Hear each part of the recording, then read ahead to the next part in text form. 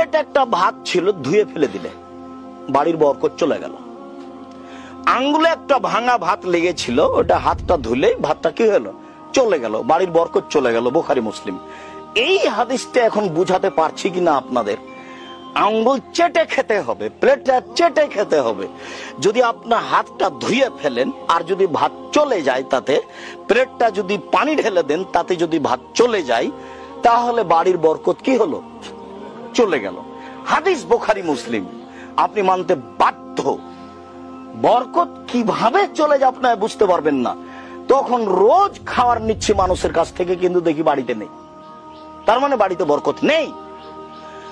আর দেখি ওই যে 15 দিন আগে চাউল নিয়েছিলাম 20 কেজি, এখনো আছে, শেষই হয় না, তার মানে বরকত আছে। আয়েশা রাদিয়াল্লাহু তাআলা আনহা বলেন যে আল্লাহর নবী মারা গেলেন তখন সোয়া কেজি আটা ছিল বাড়িতে, সোয়া কেজি। ওই আটা নিয়ে রুটি বানায়, অনেক দিন খেলাম, শেষ হয় না। তখন আমি একদিন ভাবলাম যে আটাটা একটু মেপে দেখি তো কতটি আছে। মাপার পরে দেখি 2 দিন পরে আর নেই। চলন্ত জিনিসটা মাপবেন না।